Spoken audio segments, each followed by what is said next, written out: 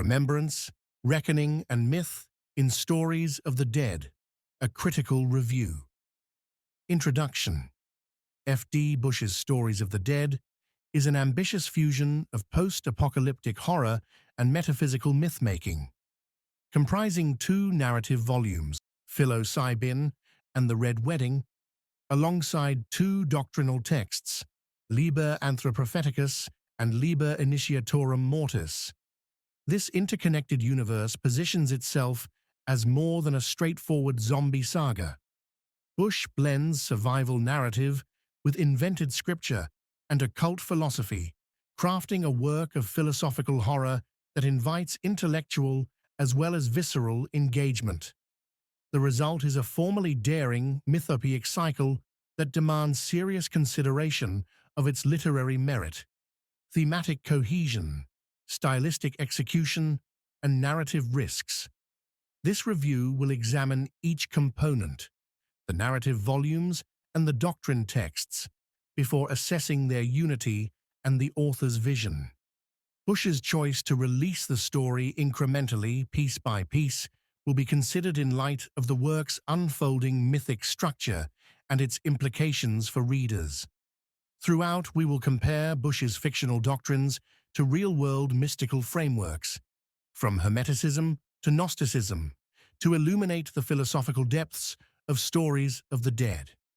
The tone here is appropriately serious and rigorous, as befitting readers drawn to speculative horror with metaphysical weight.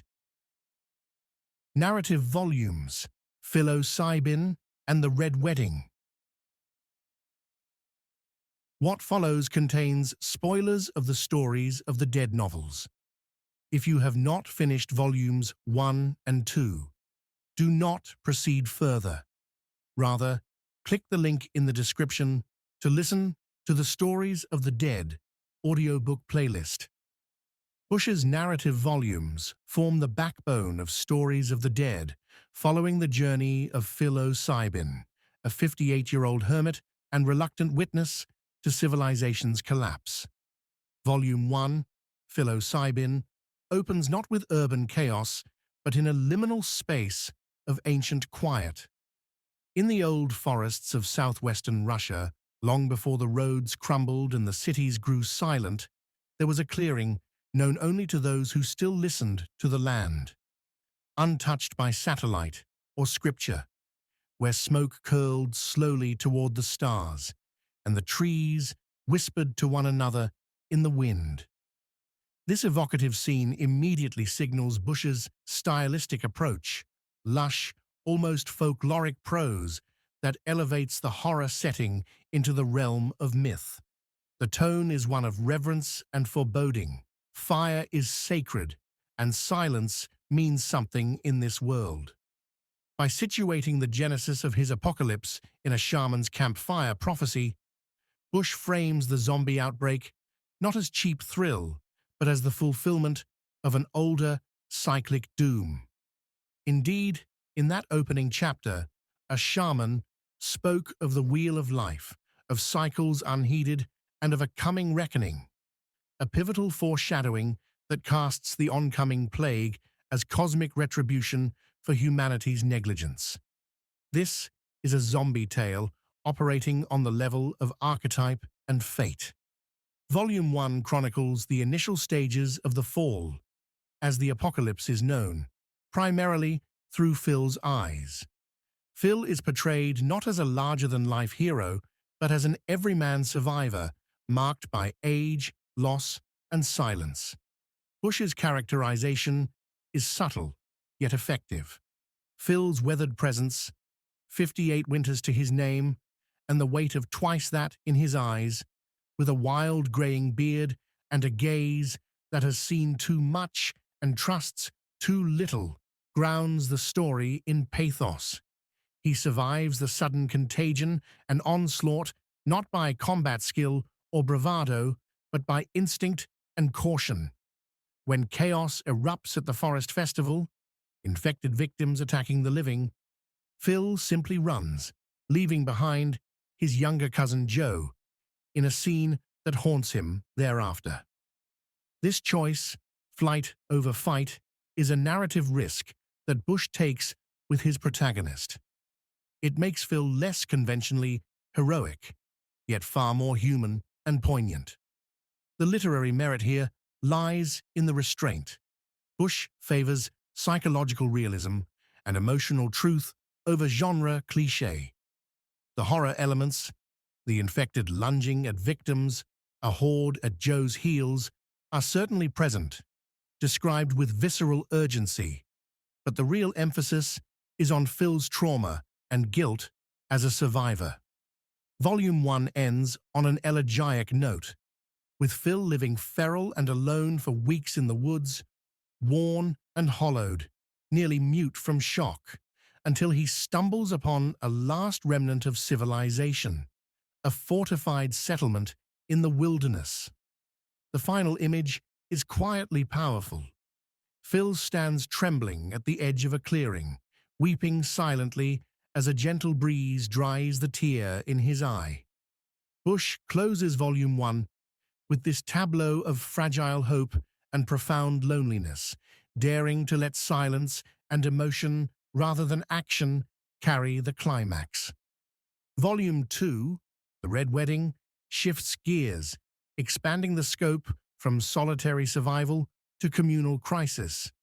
It chronicles what happens when Phil enters that settlement, known simply as the township, and experiences a brief, illusory haven of order.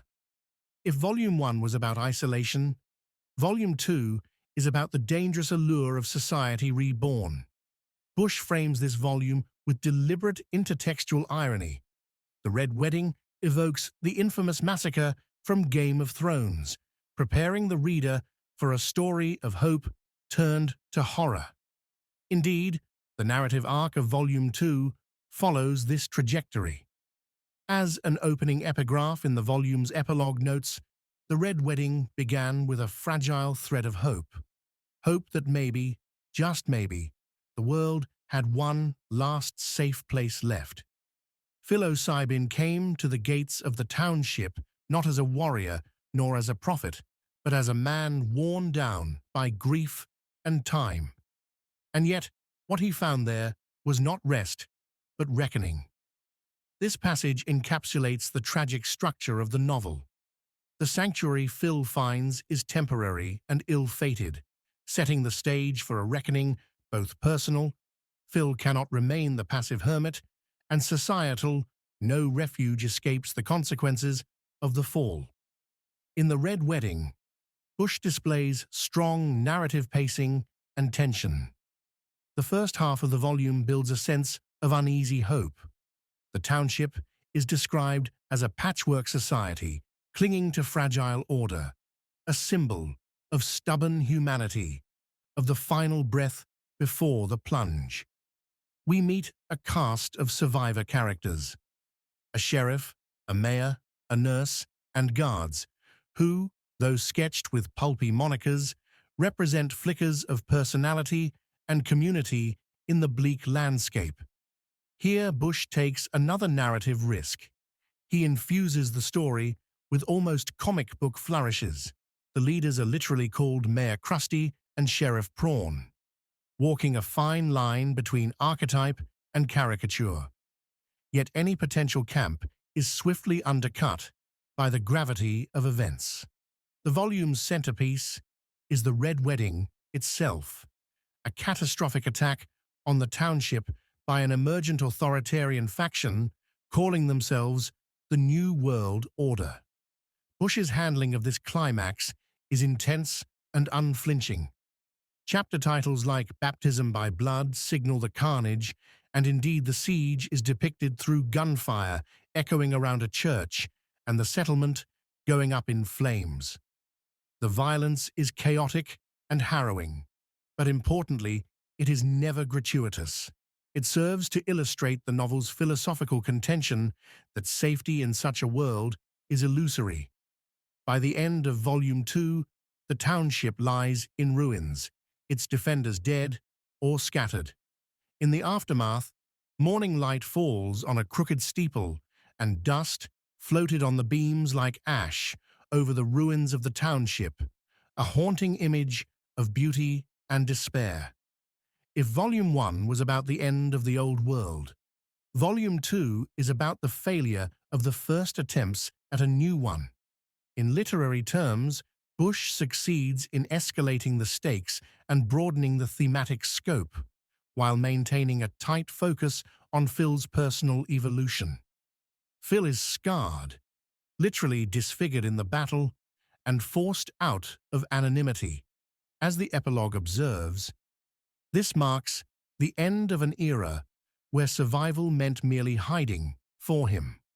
The Red Wedding thus fulfills the promise of Volume 1's setup.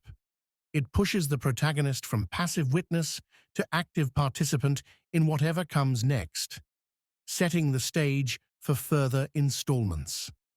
The literary merit of these narrative volumes lies in Bush's melding of horror conventions with a thoughtful character study and rich thematic undercurrents. His prose is notably above average for the genre, atmospheric, at times lyrical, yet capable of razor-sharp clarity in scenes of action or terror. Descriptive passages often carry symbolic weight, as when Phil's first sight of the township is described as the shape of civilization, not the old one, twisted by convenience and illusion, but something raw and human, built from ruin. Moments like these show Bush's talent for infusing the post-apocalyptic setting with meaning. Civilization itself is a character, reborn in rough form and awaiting its trials. The thematic cohesion across volumes 1 and 2 is also praiseworthy. Volume 1's motif of the Wheel of Life and unheeded cycles reverberates in Volume 2, where we literally see history beginning to repeat. A nascent community, a new struggle for power, another fall. The narrative volumes work in tandem to illustrate the book's core philosophical question: what endures when the world ends? The answer, suggested by Phil's story, is memory, remembrance, and moral accountability, reckoning. These themes are even encoded in the series' subtitle, A Novel of Remembrance and Reckoning, and are borne out by Phil's journey from haunted observer to someone who must act on the lessons of the past. In terms of narrative risk, Bush's choices could have misfired in less capable hands. The deliberate pacing and contemplative tone, especially in Volume 1, defy the mainstream expectation that zombie fiction be relentless and gore-driven. Some readers seeking straightforward horror may find the first volume slow or overly introspective. But for readers of philosophical or speculative horror, this slow burn is a feature, not a bug. Bush is unafraid to let tensions simmer and to prioritize world-building and mood over constant action. Another risk is the abrupt shift in Volume 2 from intimate survival tale to larger ensemble conflict. However, Bush manages this shift by keeping Phil at the emotional center and by using the township and its demise as a microcosm of the book's grander ideas: hope, order, and their collapse.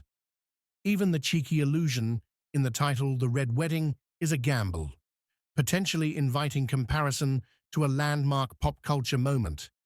But Bush earns the title by delivering a payoff that is thematically resonant with his universe.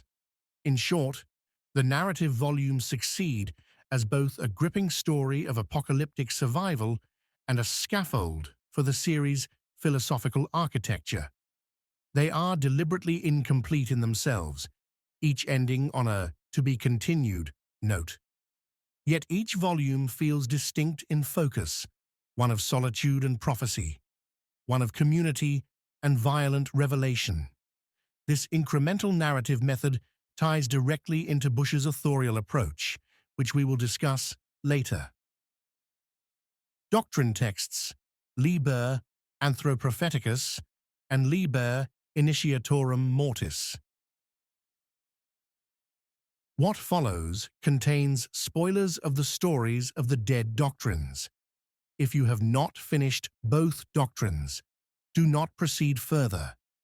Rather, click the link in the description to listen to the Stories of the Dead audiobook playlist. Augmenting the two novels, Bush has composed two doctrinal companion texts that deepen the lore and philosophical underpinnings of Stories of the Dead. These are presented as in-world documents of the fictional post-fall universe, Liber Anthropropheticus, subtitled The Anthroprophetic Bible, and Liber Initiatorum Mortis, or The Teachings of the Three Witnesses. Each serves a different role in the mythos, and each showcases Bush's commitment to thematic richness and intertextual dialogue with real-world mystical traditions. Liber Anthropropheticus is essentially the scripture of Bush's fictional world, a mythic chronicle that spans from creation to apocalypse.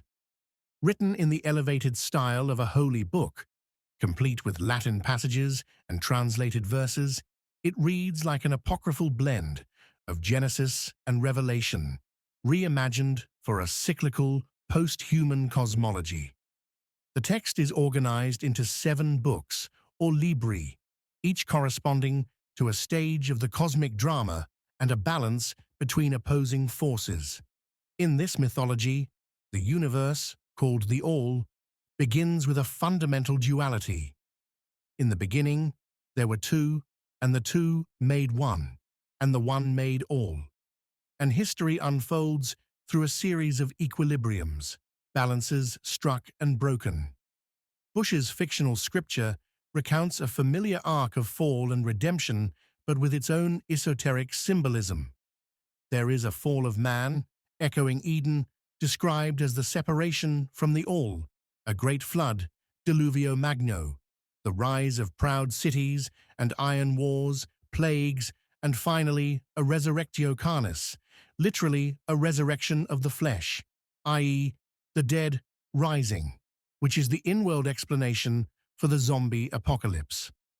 By couching the zombie outbreak in prophetic terms, post-plague, vignette stella sanguinis, et post bestium, resurrectio carnis, meaning after the plague will come the blood star, and after the beast, the resurrection of the flesh. Bush daringly conflates survival horror tropes with religious eschatology. The Liber Anthropropheticus positions the living dead not as a mere infection, but as the final sign of an epical cycle, the last equilibrium before a hoped-for renewal of the world. Philosophically, Liber Anthropropheticus emphasizes balance above all. It preaches a kind of cosmic dualism where light and dark, creation and destruction, mercy and severity are all halves of a necessary whole. All that was made in balance, and balance is the child of the All, the text declares, insisting that there is no light without shadow, nor mercy without sternness, nor life without death. In the law, 2 divine or cosmic principles are named, Eris and Carthage. Eris is a guardian of the heart, a figure or force of preservation and compassion, while Carthage tests the soul through adversity. These are not crude stand-ins for God and devil, but rather complementary agents of equilibrium. They are not rivals, they are counterweights, as another doctrine text later clarifies. This nuanced dualism recalls real-world mystical frameworks such as Hermeticism and certain strands of Gnosticism, which often stress the union of opposites and seek hidden knowledge in paradox. Bush's fictional scripture indeed has a Hermetic flavor. It uses the term the All, a central concept in Hermetic writings, and its core ethos that blessed are they who keep balance even in the hour of ruin, for they shall be the foundation of the new world, resonates with Hermetic and Eastern philosophies that prize equilibrium. One might hear echoes of the Tao or the Buddhist middle path, refracted through apocalyptic imagery. There are also resonances of Gnostic myth. Humanity's ignorance of these cosmic principles leads to its downfall, just as in Gnostic thought ignorance and the blindness imposed by the demiurge traps souls in a broken world. Liber Anthropophaticus is, in effect, the mythic backbone of stories of the dead's universe. It gives the horror a metaphysical context, elevating the stakes from mere survival to a question of whether humanity can achieve concordia eterna, eternal harmony, after a spiral of catastrophes. As a piece of writing, it stands out for its stylistic audacity. Bush authentically mimics the cadences of scripture and even composes passages in Latin for an air of antiquity and gravity. For instance, the text concludes with a solemn Latin colophon, asserting that it was written not by one, but by many in one spirit. Not author, but instrument. Not hand, but the mind of the all wrote. This level of detail in world building, inventing a sacred text, complete with chaptered structure, prophecy, and liturgical tone, is a bold commitment to mythopoeia. The risk is that some readers may skim these dense doctrinal passages, but for those who relish the Silmarillion side of fantasy or the invented theologies of speculative fiction, Liber Anthropophaticus is a feast of ideas and atmosphere. Complementing the grand mythos of the anthropophatic Bible is Liber Initiatorum Mortis, the teachings of the three witnesses. If the former is scripture, this text is more like a post-apocalyptic philosophical treatise or survival manual. Framed as the collected essential teachings of the anthropophatic doctrine, Liber Initiatorum Mortis claims to distill the secret principles that allowed some to endure the end of the world. Its tone is didactic and occult, explicitly invoking the Kybalion, an early 20th century Hermetic text. In its opening epigraph, the lips of wisdom are closed, except to the ears of understanding. This quote is a wink to the reader. Bush is openly aligning his fictional doctrine with the Hermetic tradition of hidden wisdom revealed only to the adept. Indeed, what follows is a clear parallel to the 7 Hermetic principles famously outlined in the Kybalion. Liber Initiatorum Mortis methodically enumerates the 7 principles as follows: mentalism, correspondence, vibration, polarity, rhythm, cause and effect, and gender. Each is given in the same order and with nearly identical axioms as the Hermetic canon, e.g., all reality arises from mind, mentalism. The inner and outer mirror one another. Correspondence. Nothing is still. Vibration. Opposites differ only by degree. Polarity. All things rise and fall. Rhythm. Nothing occurs without consequence. Cause-effect. And creation requires union of opposing forces. Gender. Bush does not hide this inspiration. Rather, he uses it as a scaffold to build his universe's philosophy of survival. Each principle is revealed in turn, with an explanation tailored to the world of the dead. For example, the classic Hermetic maxim, as above, so below, the principle of correspondence, is transformed into a grim reflection on the zombie plague. The dead are feedback. They are the world answering humanity honestly. As within, so without. As despair, so ruin. As discipline, so endurance. Here, Bush's text suggests that the rise of the dead is a direct correspondence to humanity's inner state, a karmic mirror of our despair and moral decay. In a similar vein, the principle of rhythm, which in Hermeticism speaks to cycles and pendulum swings, is invoked to explain why in this world safe zones always fall, why peace never lasts, and why the dead return after every clearing. The swing cannot be stopped. It can only be anticipated. The didactic clarity of such lines is striking. Bush wants the reader to see the horror not as random, but as lawful, an accurate working out of natural principles. The philosophical merit of Liber Initiatorum Mortis lies in this synthesis of metaphysical law with pragmatic survival insight. It reads at times like a stern handbook for the apocalypse, stripping away comforting illusions. These teachings will not make you safe, the text warns. They will make you accurate. They will remove excuses. They will explain why the world could not be saved. There is a cold comfort in this approach. The doctrine explicitly rejects both religious succor and scientific optimism. It is not a religion, though religions have borrowed from it. It is not a prophecy of what will happen, but an explanation of why the same endings always arrive. This places the work's philosophy in the realm of fatalistic realism akin to Stoicism or even cosmic existentialism. The universe of stories of the dead is one governed by indifferent laws, and those who survive do so by understanding and yielding to those laws, not by divine grace or heroic will. For instance, the principle of cause and effect in the text delivers a blunt verdict on the apocalypse. The collapse was not sudden, it was cumulative. The world did not break these principles, it was broken by ignoring them. Every ignored warning, every act of human hubris was a cause whose effect has finally come due. The prose here edges into moral commentary on our real world. One can't help but think of climate change, pandemics, or other crises that are cumulative and rooted in denial. Bush's doctrine speaks with the voice of hard truth. There are no accidents. Humanity chose its fate through action, inaction, and denial. The harvest is not random, it is accounting. Such lines carry a grave weight.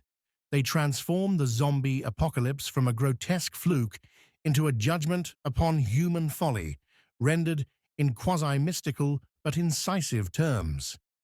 Stylistically, Liber Initiatorum Mortis is written in a measured, aphoristic style that will remind genre-savvy readers of other fictional occult texts, e.g., the Necronomicon pastiches in Lovecraftiana, or the didactic tone of Machen's or Borges's pseudo-treatises. Bush's effort stands out because it isn't mere flavor text. It's directly integrated with the narrative's themes and even its plot.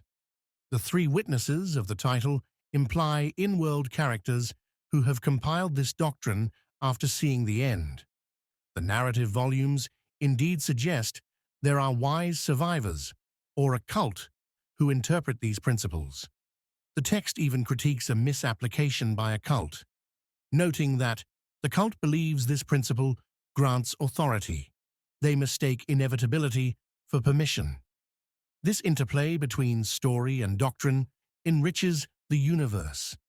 We come to understand that different factions of survivors either adhere to or perversely distort the anthroprophetic teachings, a dynamic reminiscent of how real sacred texts get used or misused by those in power. The doctrine text thus not only provides philosophical commentary, but also world-building context for conflicts among the living.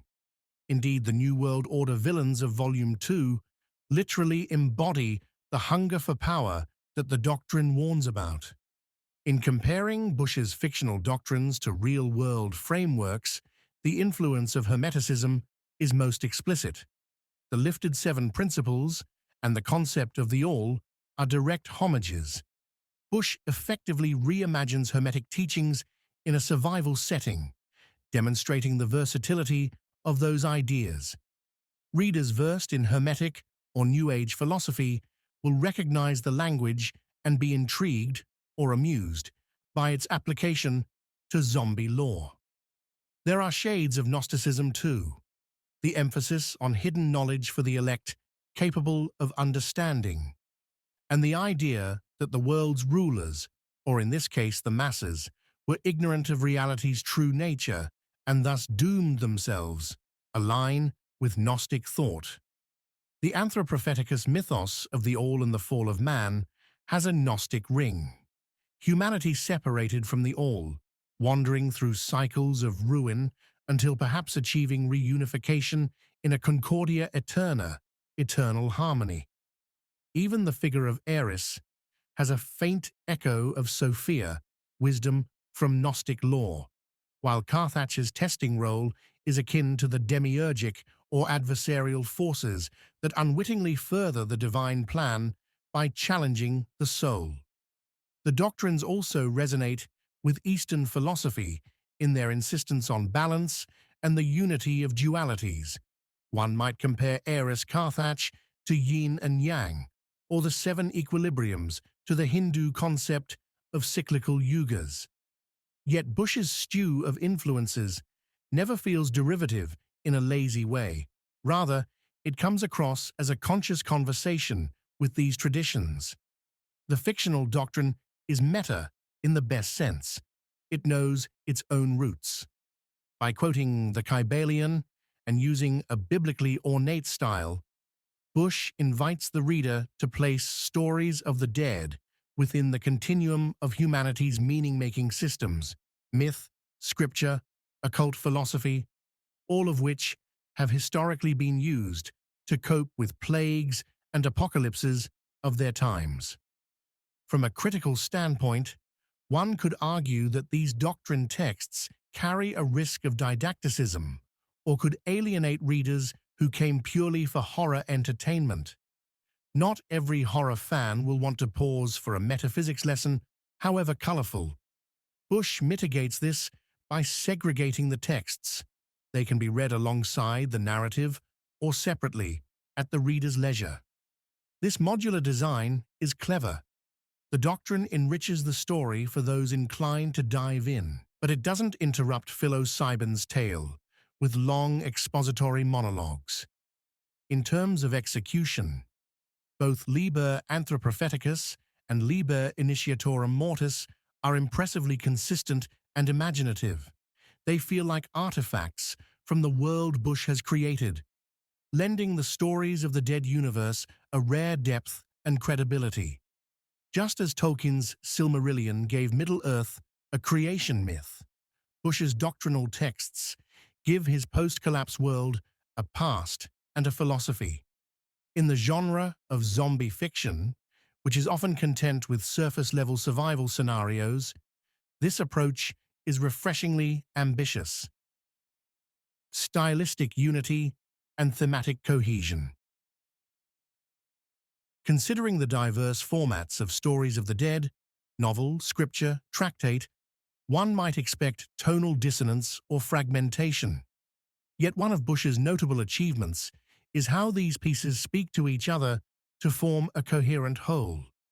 The stylistic execution across the works, while varied by necessity, remains unified by a serious, mythic tone and a set of recurring motifs that bind the reader's experience together.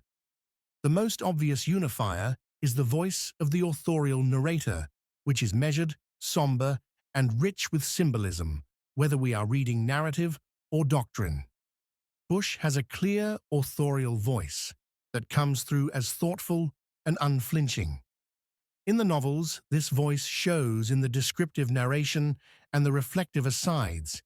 In the doctrine texts, it shows in the authoritative, lapidary pronouncements. In both cases, the voice treats the subject matter with gravity. There is a palpable respect for the horror and wonder of the world's end.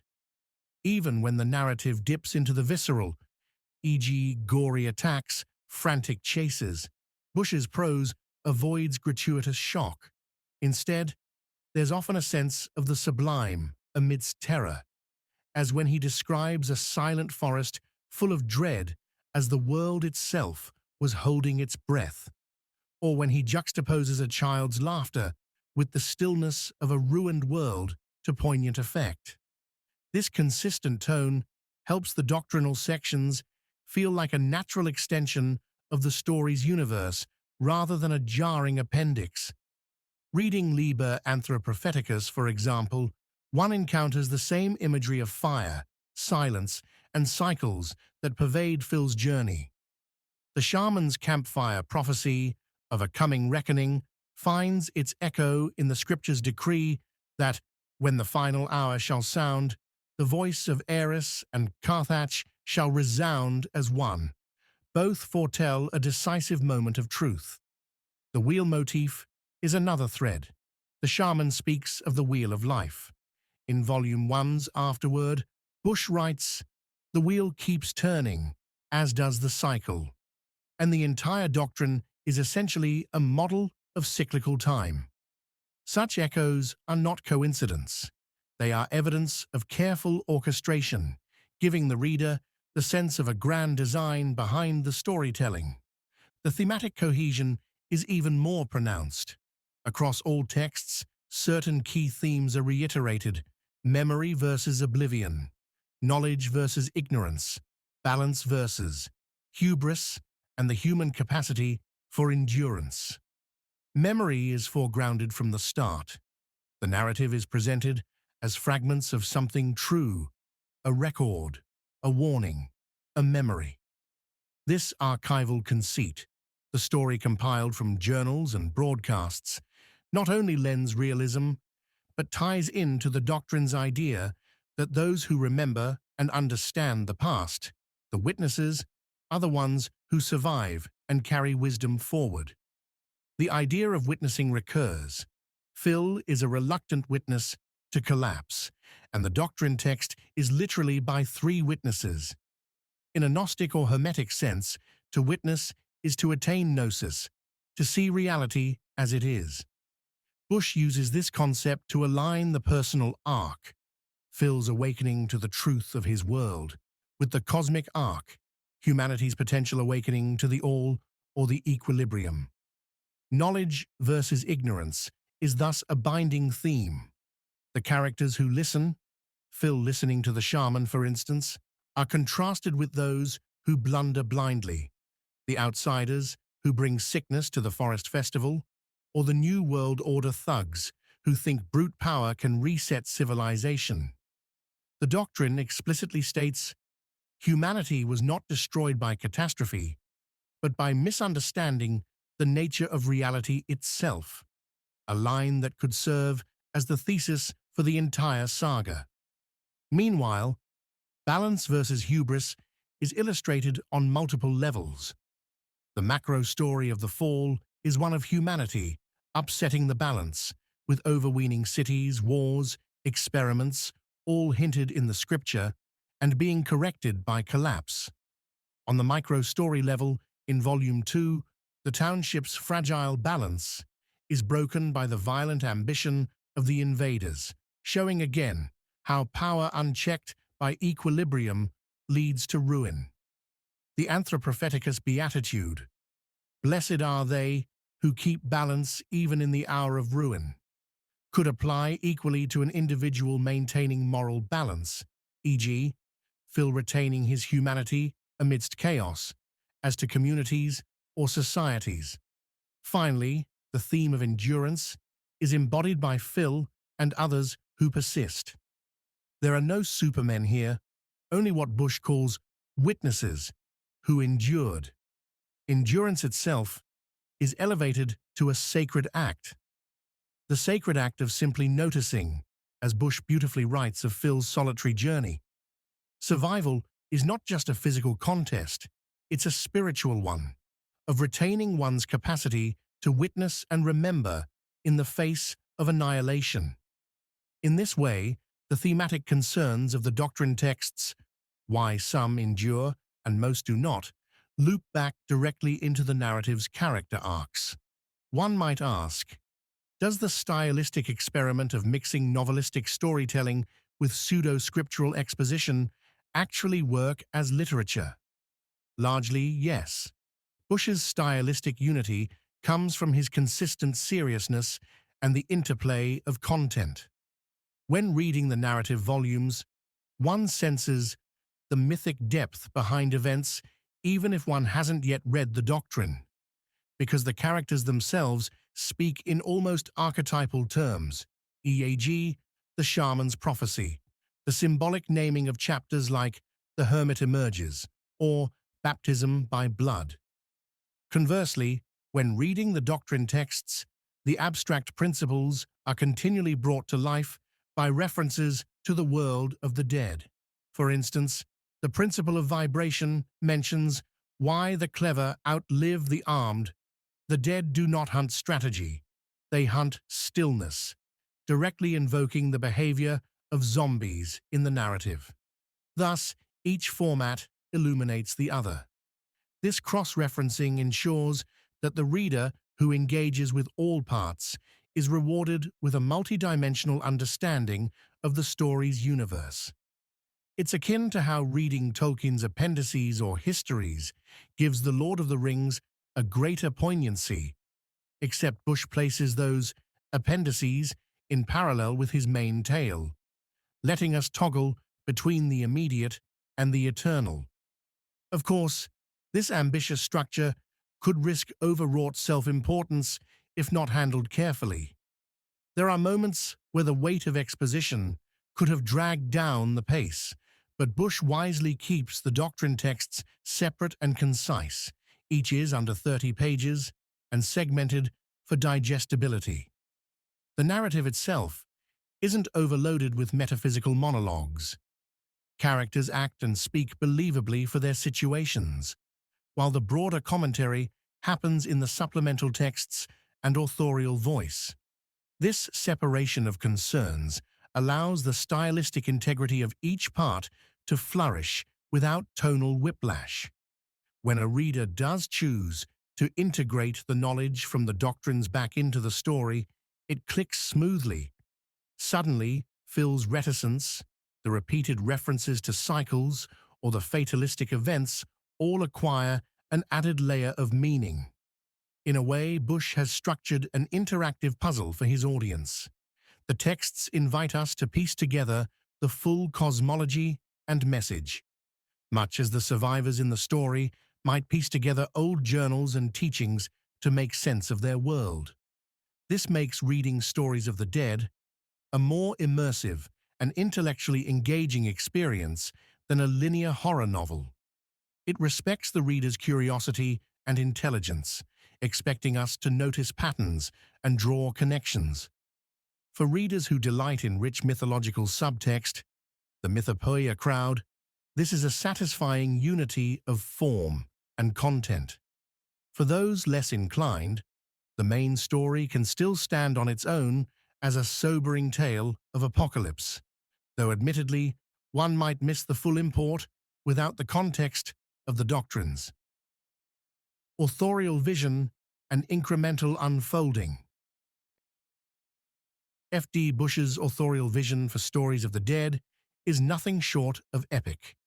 In afterwords and metatextual comments, Bush reveals his intention to build an ecosystem of stories that will be released piece by piece, gradually unveiling the complete narrative and its world. This volume is the beginning, not just of a saga, but of an ecosystem of tales rooted in something deeper than fiction. Bush writes at the close of Volume 1, going on to explain that the work draws on hermetic concepts woven in shadow and philosophical ponderings about the nature of decay, rebirth, and perception. This statement is telling. Bush conceives of his fiction as a living, breathing mythology, deeper than fiction, and explicitly acknowledges the philosophical and mystical ideas fueling it. His goal is not just to tell a scary story of zombies, but to use that story as a vehicle for exploring profound questions of meaning, survival, and human nature.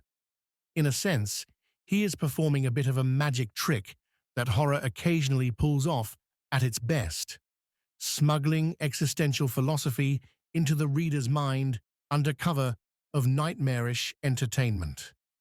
One of the boldest aspects of Bush's vision is his incremental release strategy. Rather than publishing a single doorstopper novel or a finished series all at once, he is delivering Stories of the Dead in installments, 2 volumes and 2 doctrine texts so far, with more promised. This approach has a few important implications.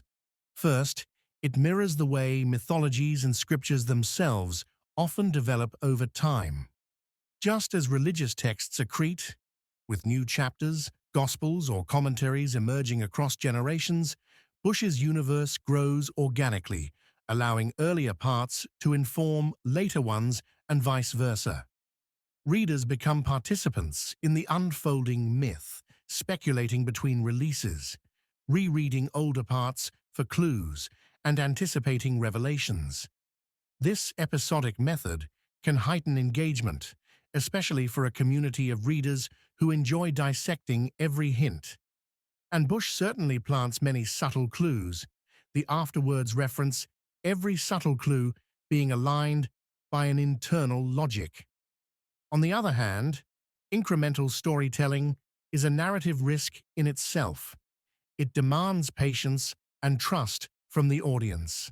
There is always the possibility that threads introduced might not pay off, or that the final picture may not satisfy the build-up.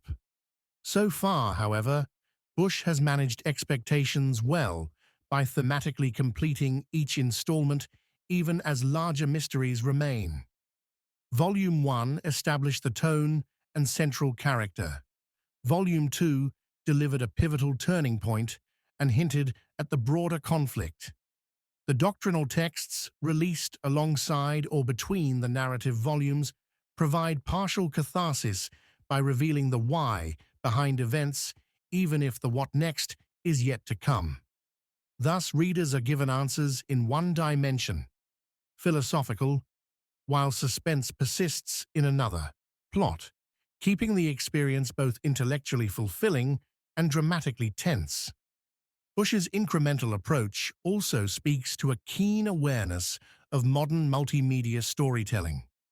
Notably, Stories of the Dead has been made available in multiple formats. The user's references to YouTube audiobooks and PDF downloads show Bush leveraging free distribution.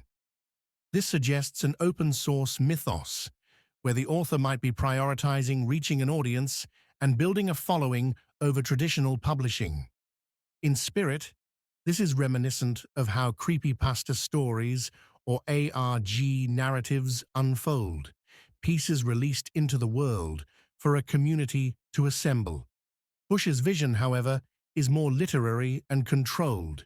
He isn't relying on user-generated content, but carefully crafting each fragment. The incremental rollout could be a practical strategy, writing and releasing in parts, perhaps in response to reader feedback or the author's evolving ideas, and an artistic one, mirroring the theme that truth comes in fragments and must be patiently stitched together, just as the story itself is stitched together from found journals. There is a self-reflective quality to Bush's commentary on this process. In Volume 2's epilogue, he writes, "The events within this book are not just fiction. They are memory, twisted, coded, resurrected, rooted in the psychological truth of a world where order collapses and character is revealed in its ashes." This metafictional wink, twisted, coded, resurrected, could just as well describe Bush's storytelling method. He is taking familiar motifs, memories of our cultural myths, codes from real philosophies, resurrected genres, and twisting them into something new.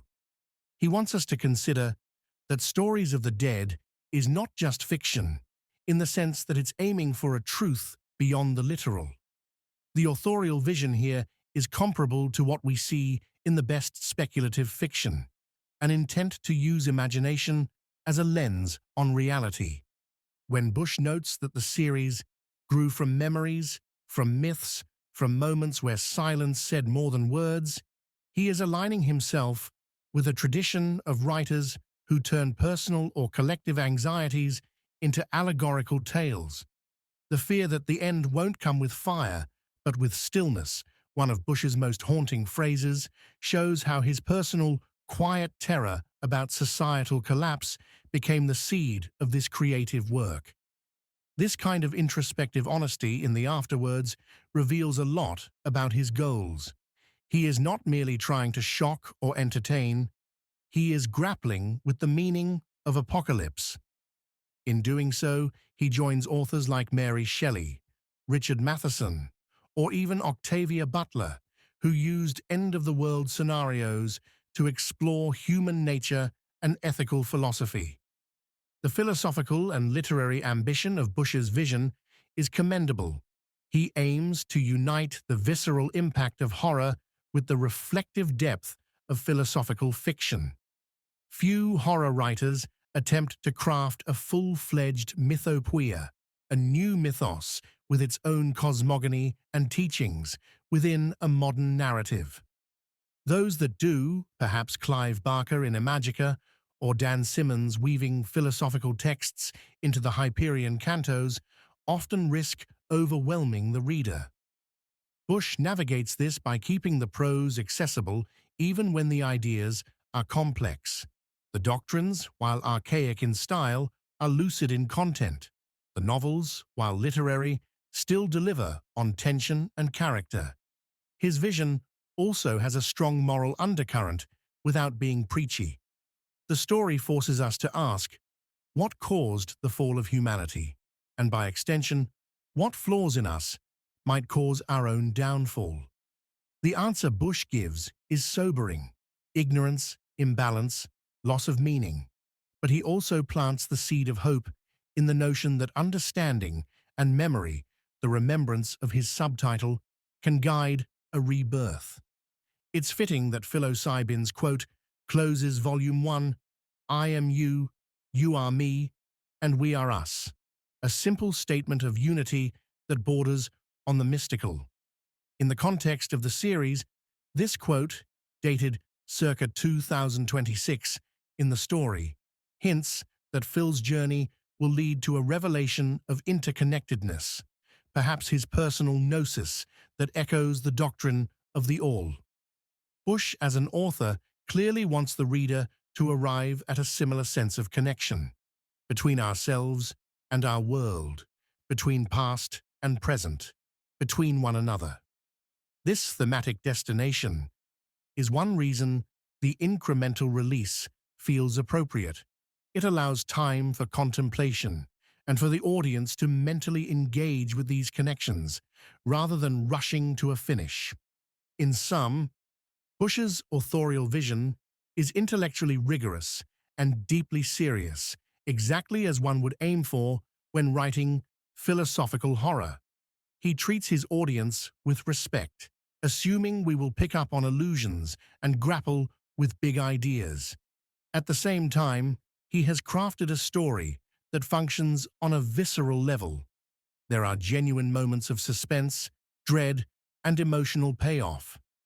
The incremental method, while requiring trust, so far has enhanced the mythic feeling of the work, making each new installment an event and an invitation to delve deeper. If Bush continues to execute with the same level of care, the full Stories of the Dead saga could very well become a standout example of metaphysical horror fiction, a work that sits comfortably alongside modern speculative literature while also entertaining the genre reader. Final Judgment. Stories of the Dead is a rare and compelling creation, a post-apocalyptic horror saga that transcends its genre trappings to become a meditation on meaning, morality, and human destiny. F.D. Bush has demonstrated remarkable ambition in designing a narrative that operates on multiple planes: the gritty human plane of survivors and zombies, and the lofty cosmic plane of archetypes and eternal laws. The first two narrative volumes, Psilocybin and The Red Wedding, succeed as engaging literature in their own right. They are written with a confident prose style, feature empathetic, if world-weary characters, and build an atmosphere of mounting dread tempered by flickers of hope. These novels alone would be a worthy addition to the horror canon, for their emphasis on why the apocalypse matters, not just how it happens. But Bush's achievement goes further by integrating the two doctrinal texts, which elevate the entire work into the realm of mythopoeic or speculative fiction of a high order. The Liber Anthropophaticus and Liber Initiatorum Mortis add layers of depth, philosophical, theological, and symbolic, that reward the careful reader with a sense of participating in a grand intellectual puzzle as well as a story. Through them, the series converses with traditions of Hermeticism, Gnosticism, and apocalyptic literature, yet carves out its own original cosmology. The thematic through lines of balance, knowledge, and survival bind every part of the project together, giving Stories of the Dead a cohesion that many straightforward novels lack. Is the work without flaws? A fair critique might point out that the very strengths that distinguish Stories of the Dead could alienate those who prefer their horror lean and unencumbered. The heavy use of archaic language in the scripture, the inclusion of an entire metaphysical treatise, and the deliberate pacing and introspection mark this series as not intended for the casual reader. There is a density of ideas that occasionally risks didacticism. One could imagine a reader feeling a bit lectured to when absorbing lines like "chance is the language of the unprepared." Every act sets something in motion. The harvest is not random, it is accounting. Yet, for the target audience of philosophical horror, this density is precisely the appeal. Bush provides ample terror and tragedy, but also a framework to think about that terror in a larger context.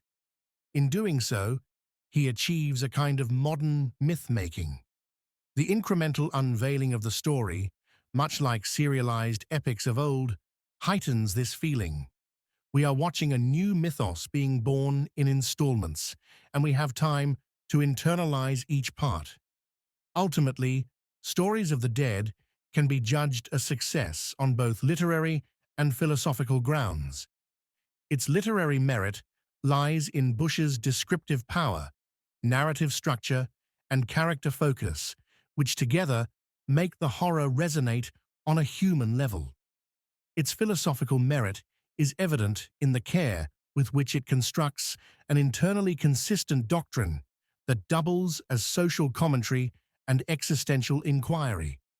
The series asks big questions about the cost of ignorance, the nature of equilibrium in life and society, and the possibility of finding meaning amid collapse, and courageously offers its own complex answers through story and scripture. Thematic cohesion is strong. One truly feels by the end of Volume 2 that all elements, from the mushroom tea by the campfire to the atrocities in the township church, are connected parts of one sweeping tapestry. The stylistic execution, while diverse, holds together under an umbrella of somber, almost reverent tone. And the narrative risks that Bush takes, whether in format or content, largely pay off by giving the work a distinct identity in a crowded genre. For readers interested in mythopoeia, speculative horror, and metaphysical fiction, Stories of the Dead offers an intoxicating blend. It sits at the nexus of horror and philosophy, delivering scenes of undead horror and human cruelty that satisfy the dark urges of the genre, while also inviting contemplation on why those scenes haunt us in the first place. Bush's universe is one where the walking dead are not only ghastly creatures, but also symbols and teachers, the world answering humanity honestly in its mirror of decay. The full story is still unfolding, but what has been released so far promises a work of significant vision. In an era when much horror leans either toward mindless thrills or overt moralism, Stories of the Dead strikes a rare balance, much like the equilibrium it so praises, between gripping narrative and profound reflection. In the words of the anthroprophetic text, thus is the anthroprophetic Bible sealed beneath the sign of eternal concord. Let balance be forever. Bush's work in its own right achieves a kind of concord between the thrills of horror and the insights of philosophy. It stands as a testament to what speculative horror can achieve when an author dares to infuse heart, intellect, and spirit into the stuff of nightmares. Sources: Stories of the Dead. Volume 1, Phil O'Sibin. Stories of the Dead. Volume 2, The Red Wedding. Liber Anthropropheticus, The Anthroprophetic Bible.